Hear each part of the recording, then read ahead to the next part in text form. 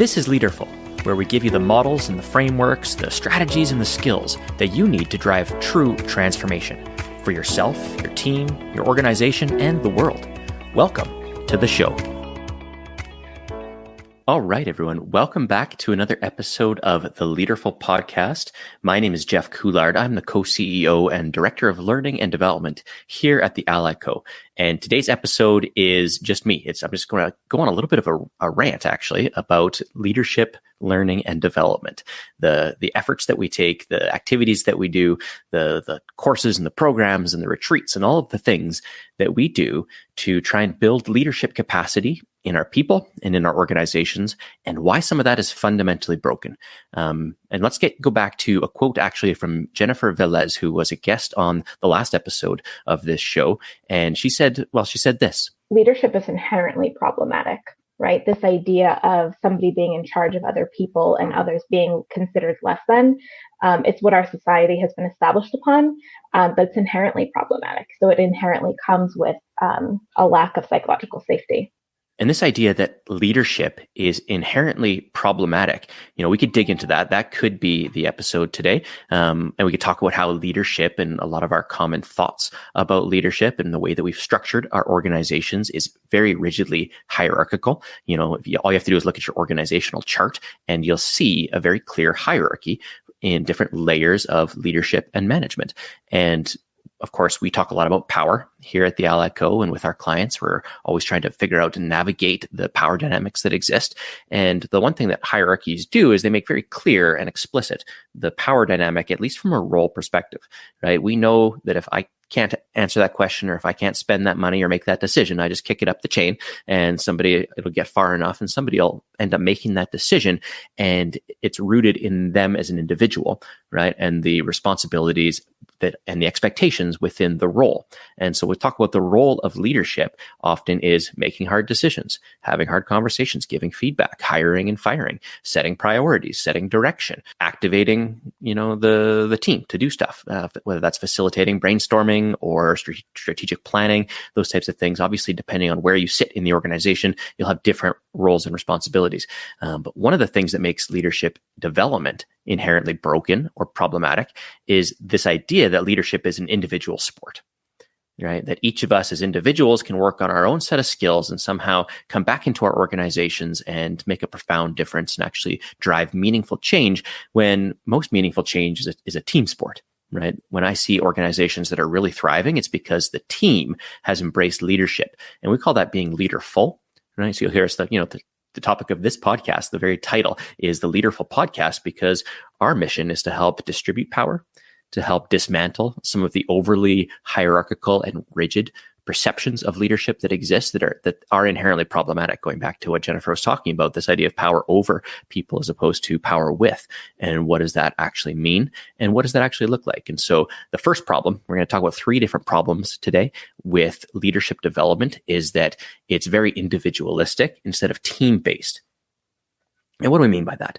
Well, if you think about your own leadership journey, or at least when I reflect on my own leadership journey, very often it was me being sent off to do a training, right? So I've been to lots of these, everything from the 1-day workshop on a skill or a topic area, all the way up to the 5-day retreats in the mountains or the desert, where it's more of a vacation, that it's like a traincation. We're going to train, but we're actually, enjoying the hotel and the food and the getting out of the office as much as anything, right?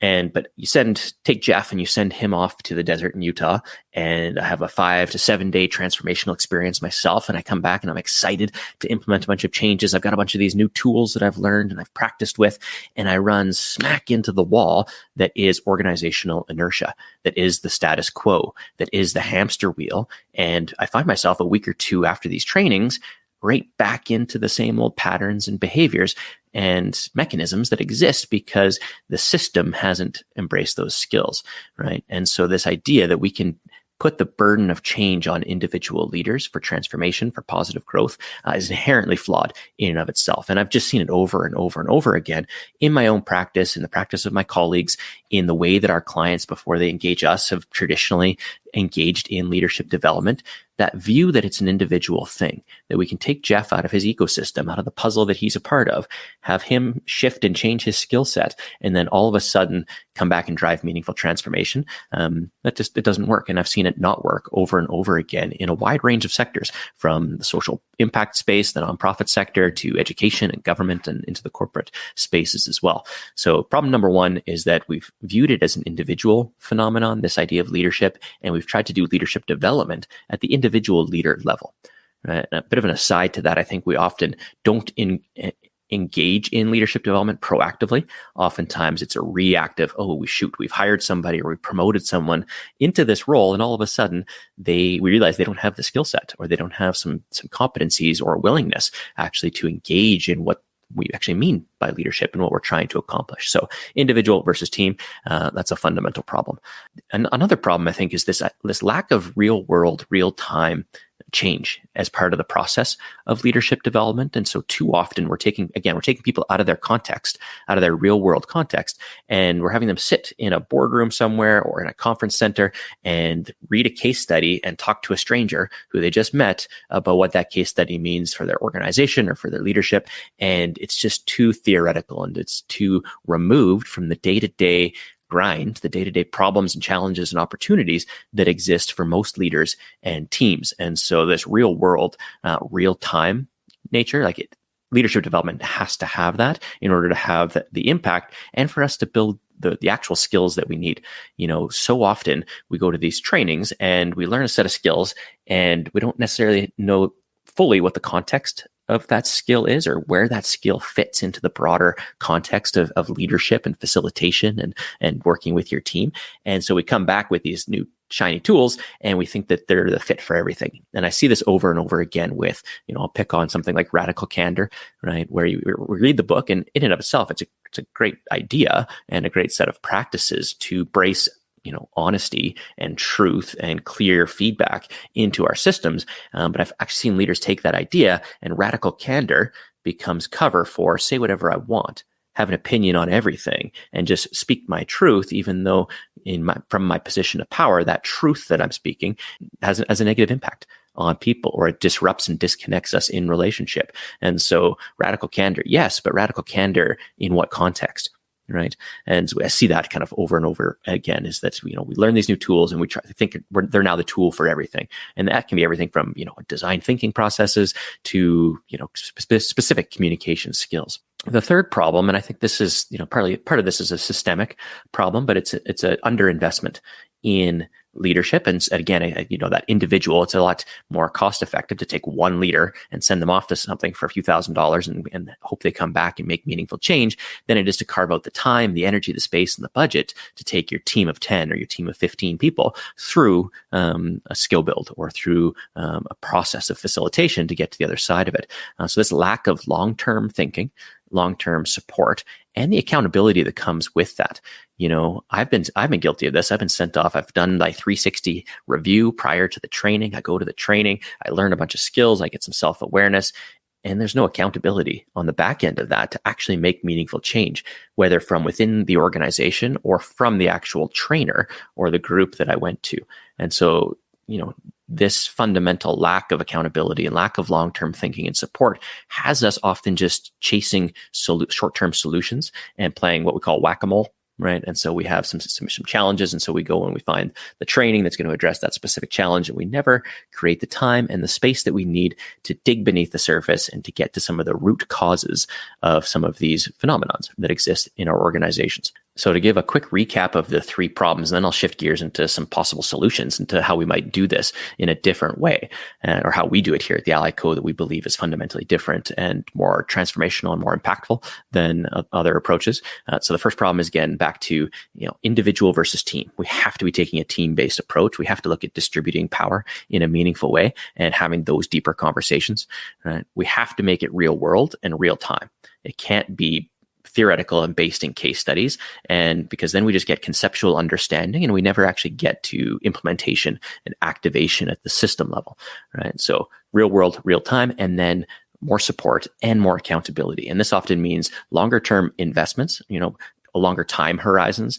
Most of these problems in our organizations, whether it's chronic burnout or unhealthy conflict or stuckness in an organization, they are not going to be solved by a one-day workshop or a weekend workshop or sending a small group of leaders off to something and expect them to come back and change it. We need to fundamentally shift our approach. And most leadership development programs should actually have some consulting wrapped around them, some advising support, some group coaching or individual coaching support, depending on the needs of the system, and some discovery activities built in. And so I'm going to shift gears here for the next few minutes and talk about some of the ways in which we take a different approach to leadership learning and development that you can absolutely borrow for if you're building your own, or if you're out there shopping for leadership learning and development for your team. Make sure that whoever you're talking to or programs that you're looking at have some of these baked into them, or at the very least, you'll know what you're getting. So the first thing is discovery. Right? Your system is unique. Your leaders are unique, and trying to find a one-size-fits-all or an off-the-shelf training program risks missing some of the key ingredients they actually need to make a difference in the system.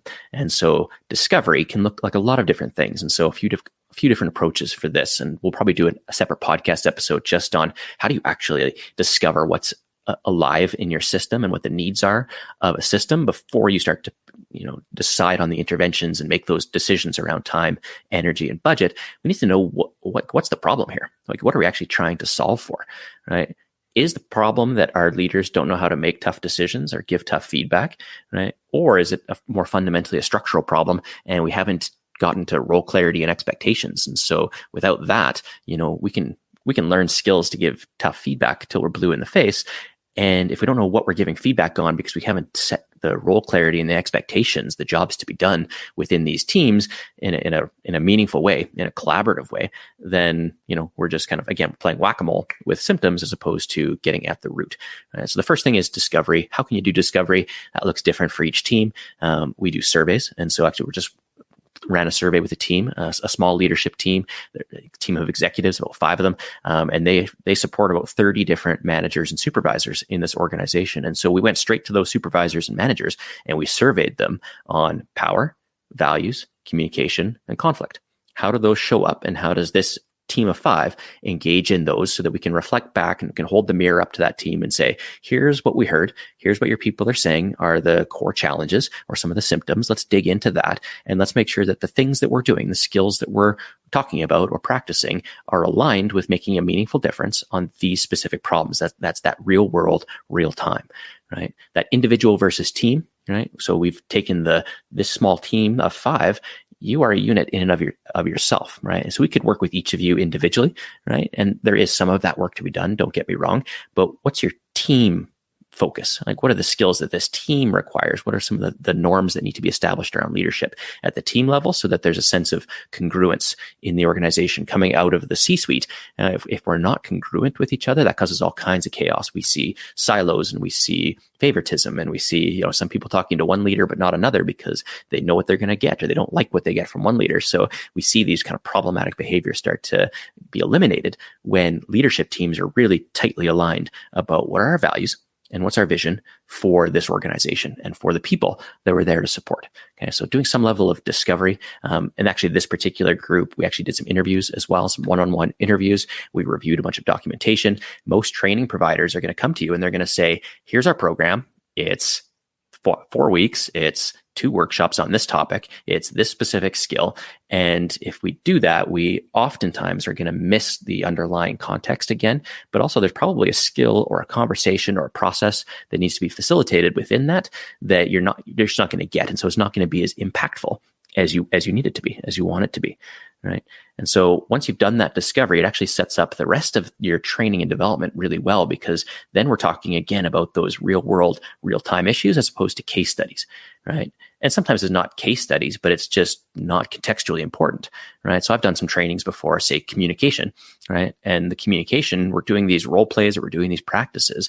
And the examples that I'm using are either dated examples, like I'm reaching back into my memory bank. Oh yeah, that time I tried to give feedback 2 years ago to somebody and I'm pulling that forward, as opposed to realizing that I've got some feedback I need to give to a colleague, like when I get back from this training, and I should be practicing with that example as opposed to something that might be a little bit safer because it's historical or something from my personal relationship. I can't count the number of times, and I've been guilty of this as a trainer, not pushing hard enough on this for sure, where we're doing nonviolent communication. We're doing a tool called Offner, and most of the participants are using their spouses or their partners and examples from the house as opposed to examples from within the office. And that can be helpful, don't get me wrong, right? But it's not going to make the same kind of impact as it would if we say, actually, let's talk about that conversation or that piece of feedback or that curiosity that you have about the work that's happening right now and the relationships that are alive right now in your system. Okay, so that real world, we do that by, again, good discovery. So probably the missing ingredient for most training and development programs, and where we end up kind of guiding clients towards, is that we have to do discovery. We have to figure out what's in this system, what's alive for the individuals, but collectively, and so that we can make a meaningful difference on that. And then when it comes to long-term support and accountability, sometimes that doesn't actually mean more training time. It means spread out, right? It means some coaching moments in between. It means some office hours that people can check in and have that one-on-one support that they might need. It means homework between sessions. But I think that probably, again, that 2-day workshop or that half-day workshop or that team retreat where we go off for a day and it's facilitated, I think we probably all have examples of, yeah, that was great. I really enjoyed that. The team made a breakthrough, right? But the breakthrough didn't stick. It didn't last because we get back into the system and there isn't that ongoing implementation, support, and activation. So we end up focusing on 3 different primary outcomes when it comes to leadership, learning, and development with our clients. So the first one, we'll start at the center, which is conceptual understanding, which is, of course, we all need to have a shared language and understanding of the skills and the tools and the frameworks and the models and the definitions of things. I can't count the number of times where I've asked a team, like, define this value for me, and we'll get 3 or 4 different, definitions of that value that they've all, they've been in the room when that value was agreed on and made its way into the brochure or onto the website.